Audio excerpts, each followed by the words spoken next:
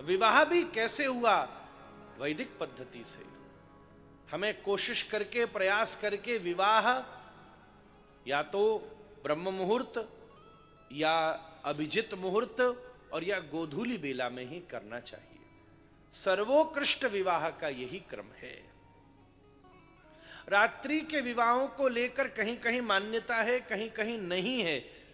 कोई कोई कहता है कोई दोष भी नहीं है, पर हमने तो बड़ों से यही मानी है और सुनी है।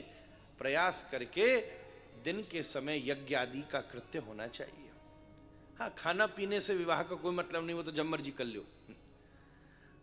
पर यज्ञाहुति के द्वारा जो वैदिक कृत्य है, वो तो अगर भुवन भास्कर की उपस्थिति में हो तो उससे ज्यादा पुण्य लाभ कोई दूसरा हो ही नहीं सकता। ऐसे दिव्य भाव से और पवित्रता के साथ, और जो जमाना जमुना कर लो, पर भैया कम से कम विवाह में पवित्रता का ध्यान रखिए।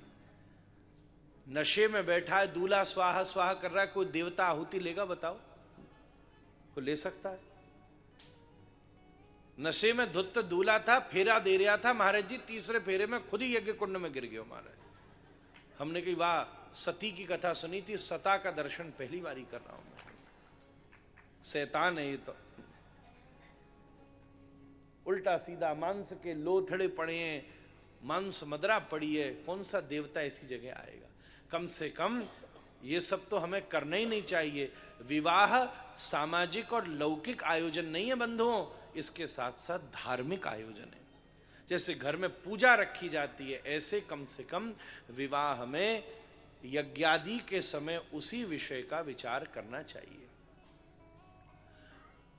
अब तुम्हारा ज्यादा ही समाज है, आगे पीछे जो खिलाना पिलाना है वो अलग से करो, पर कम से कम जहां मंडप है, सनातन धर्म का सबसे बड़ा अपमान देखना हो तो आजकल हिंदू शादियों में चले जाओ, ब्राह्मण का, वेद का और यज्ञ का इतना अपमान आप विधर्मी के यहां भी नहीं देखेंगे जितना अपने यहां ही देख लेंगे। पंडित जी से मजाक हो रहा है, यज्ञ की कोई मर्यादा का पालन नहीं हो रहा, जूते और चमड़े को पहनकर डोल रहे हैं लोग, वहीं झूठा कूटा पड़ा है, एक तरफ डीजे भयंकर बज रहा है, एक तरफ मदरा पिलाई जा रही है, एक तरफ मांस पड़ा है, और उसके बीच में पंडित जी को कह रहे हैं तुम स्वाहा स्वाहा करो। इससे बड़ा कोई दुर्भाग्य हो सकता है? कम से कम उस व्यवस्था को हमें बहुत धैर्य और ध्यान से करना चाहिए, पवित्रता के साथ। यज्ञ करने का, विदाई करने का, फेरे डालने का सबसे सुंदर स्थान तो कन्या के घर का आंगन ही है महाराज। उस आयोजन को पर्सनल रखो, संतों को बुलाओ, गैया हो, विद्वान ब्राह्मण हो, हितैषी परिवार हो, या शराबी कबाबियों को उधर बुला लेना फंक्शन में। ये यज्ञ के कर्म में इनको बुलाने की जरूरत नहीं, कह भी तो पतो भी चल जाए तो तू आ मत जाइयो, 100 रुपया घर ही भेज देंगे तेरे को, महा यहां मत आइयो। गलत भावना वाले को तुम क्यों यज्ञ में बुला रहे हो? उसकी भावना से देवता रूठ जाएगा। कोई गौशाला में करो, कोई देव मंदिर में करो, और कन्या अपने आंगन में मंडप बना करके पवित्रता से, फिर देखो महाराज विधि से करो, फिर घर में रामकृष्ण पैदा न हो जाए तो फिर महाराज गृहस्थ तो इतनी बड़ी शोभा है जो घर में बड़े बड़े महापुरुषों को जन्म दे सकती है। ये भी तो गृहस्थ में ही पैदा हुए हमारे ऋषिकेश गोस्वामी जी, हम भी तो गृहस्थ में ही पैदा हुए हैं।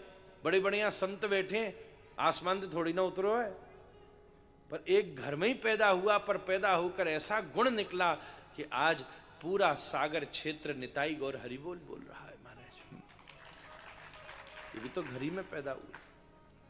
ऐसी सुंदर सुषमा के साथ श्रीमन महाप्रभु का मंगल में दिव्य विवाह संपन्न हुआ है। सब तरफ आनंद हुआ। महाप्रभु जी विष्णु प्रिया प्राणधन हो गए हैं।